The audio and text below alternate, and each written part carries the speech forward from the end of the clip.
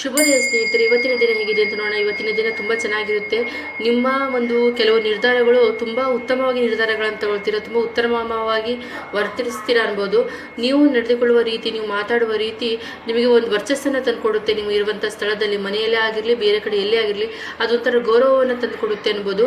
ನೀವು ಈ ರೀತಿಯ ನಿರ್ಧಾರಗಳನ್ನು ತೆಗೆದುಕೊಳ್ತೀರ ಅಂತ ನಿಮಗೆ ಮುಂದಿನವರು ಅಂದರೆ ನಿಮ್ಮ ಅಪೋಸಿಟ್ ಪಾರ್ಟಿಯಲ್ಲಿ ಯಾರಿದ್ದಾರೋ ಅವರು ಊಹಿಸೇ ಇರೋದಿಲ್ಲ. ಬಟ್ ನಿಮ್ಮ ನಿರ್ಧಾರಗಳು ಅಷ್ಟು ಬೇರೆಯವರಿಗೆ ನೋವಾದರೂ, ಬೇರೆಯವರಿಗೆ ಲಾಸ್ ಆದರೂ, ಬಟ್ ನಿಮಗೆ ಲಾಭ ಆಗುವಂಥ ನಿರ್ಧಾರಗಳನ್ನು ನೀವು ತಗೊಳ್ತೀರ ಅನ್ಬೋದು. ತುಂಬ ವ್ಯವಧಾನದಿಂದ, ತುಂಬ ತಾಳ್ಮೆಯಿಂದ ನಡ್ಕೋಬೇಕು. ಮತ್ತು ಎಷ್ಟು ಆಗುತ್ತೋ ಅಷ್ಟು ಅಹಂಕಾರವನ್ನು ಕಡಿಮೆ ಮಾಡಿ ಇವತ್ತು ನಿರ್ಧಾರಗಳನ್ನು ತಗೋಬೇಕು.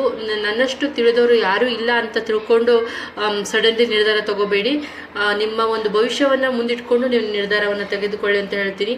ಮತ್ತು ನೀವು ಮಾತಾಡುವಾಗ ಆಗಲಿ ಅಥವಾ ನಡೆದುಕೊಳ್ಳುವಾಗ ಆಗಲಿ ಒಂದು ರೀತಿ ರೂಢಾಗಿ ನಡ್ಕೋಬೇಡ್ರಿ ಯಾರ ಜೊತೆಗೂ ಅಂತ ಹೇಳ್ತೀನಿ.